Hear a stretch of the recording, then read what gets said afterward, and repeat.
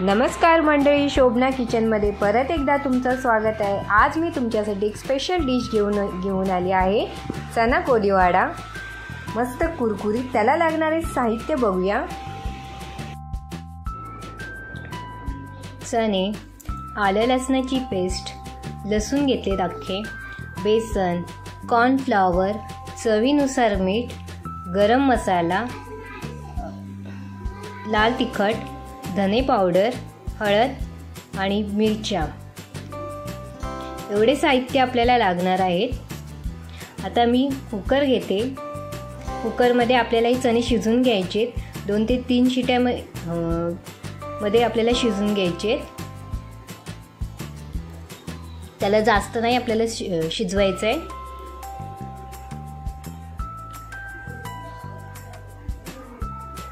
सत्तर ते 80% फक्त आपल्याला हे चणे शिजून घ्यायचे आणि थोडासा मीठ टाकते मी आणि इथे 1.5 ग्लास पाणी घेतलंय।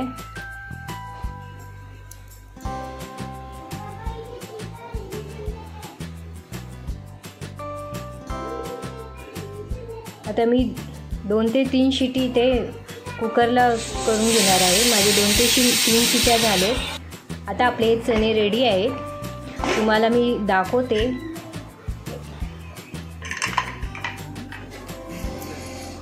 आता अशा प्रकारे आपले चणे हे शिजले पाहिजे, तुम्ही बघू शकता। जास्त आपल्याला असं मॅश नाही करायचे त्याला। आता चणे मी एका प्लेटमध्ये काढून घेते।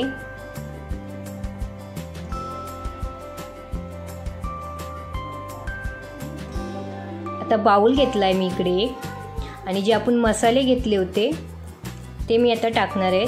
आता अर्धा चम्मच हळद घेतला आहे,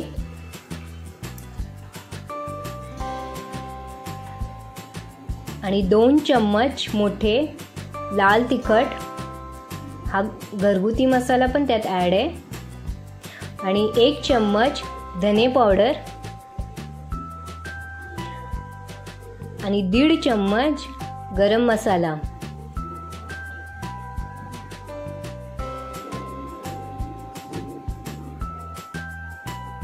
म्हणजे आलं लसणाची पेस्ट केली होती मी, ते 2 चम्मच मी इथे टाकते।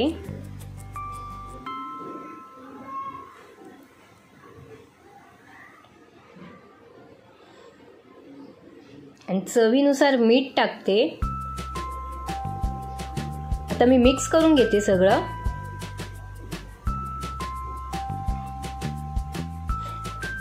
आणि मी यात 1 ते 2 चम्मच तेल ॲड करते।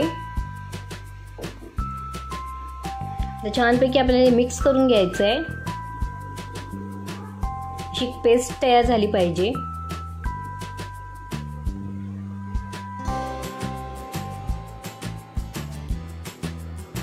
आता मी 1 ते 2 चम्मच फक्त पाणी, छोटे 2 चम्मच असे पाणी टाकलं आहे।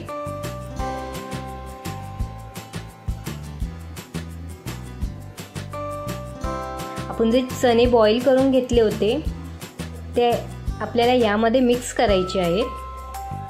त्याला छानपैकी असं मॅरिनेशन करायचं आहे। बघा, अशा प्रकारे माझी पेस्ट एक तयार झाली आहे। जे चणे घेतले होते ते मी आता मॅरिनेट करून ठेवते। 10 मिनिटं फक्त मी ठेवणार आहे मॅरिनेट करून।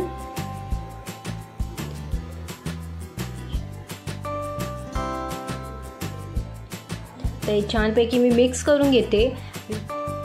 मसाला पूर्ण त्या चण्यामध्ये मुरला पाहिजे।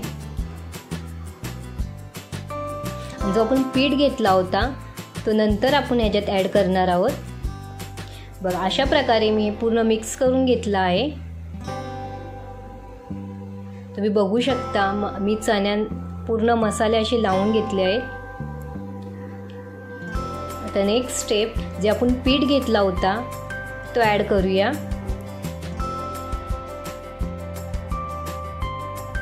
दोन चम्मच इथे बेसन घेतला आहे मी,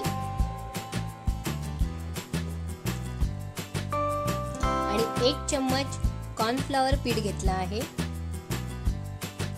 आपल्याला 1 चम्मच कॉर्नफ्लॉवर घ्यायचं आहे, जास्त नाही घ्यायचं आहे, आणि 2 चम्मच बेसन घेतलाय। मी ते चणे अर्धा किलो घेतले आहेत, तुम्ही तुमच्याप्रमाणे घेऊ शकता। आता मी मिक्स करून घेते, पीठ आणि मसाला सगळा एकजीव झाला पाहिजे। थोडंसं मी वरतून आता पाणी शिंपडते, कारण की छानपैकी तो मसाला त्याच्यात मुरला पाहिजे। जास्त पाणी नाही टाकायचं, नॉर्मली मी असं फक्त पाणी वरतून शिंपडलं आहे। आता फायनली आपल्याला हा मसाला लावून झाला आहे, पीठही त्यात मी ॲड करून घेतलं आहे, छानपैकी सगळं एकजीव झालं आहे। याला 10 मिनटं तरी मी आता ठेवणार आहे मॅरिनेट करायला।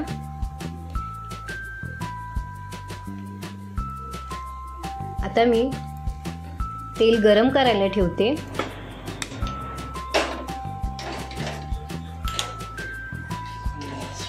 आता मी इथे तेल वतून घेते।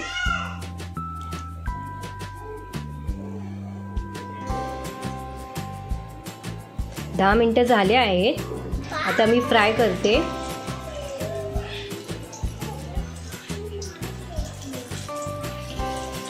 आता मी एक एक चणे असे डीप फ्राय करते।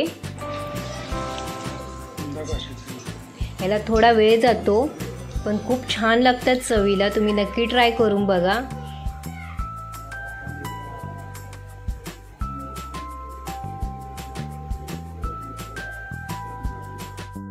मस्त अशी कुरकुरीत असे चणे होतात, तुम्ही नक्की ट्राय करून बघा। म्हणजे मी लसूण घेतले होते, तेही मी लास्टला असे मसाला त्याच्यामध्ये लावून मग तो डीप फ्राय करणार आहे, तेही मी तुम्हाला स्टेप दाखवणार आहे मी पुढे।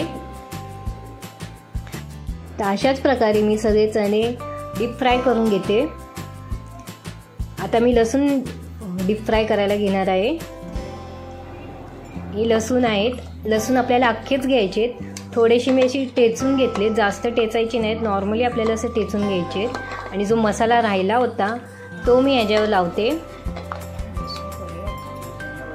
छानपैकी असं तो पूर्ण मसाला त्याला लसूणला लावून घ्यायचा।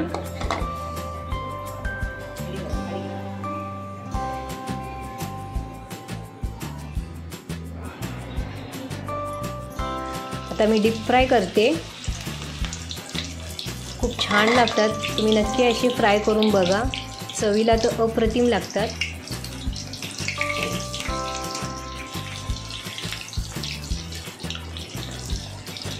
फक्त त्याला टेचून घ्यायचं असं। मिरची आहे, मिरची मी इथे तळून घेते, मिरचीला मध्ये मी चिरून घेतली आहे।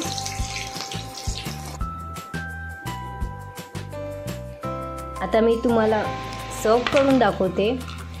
फायनली आपला कोलीवाडा चणा रेडी आहे, तर तुम्ही बघू शकता, मी तुम्हाला सर्व करून दाखवते। आणि जे आपण मिरची तळले होते तेही मी ॲड केले त्यात।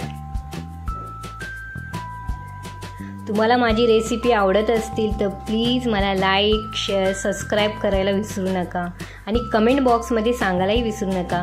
Bye bye.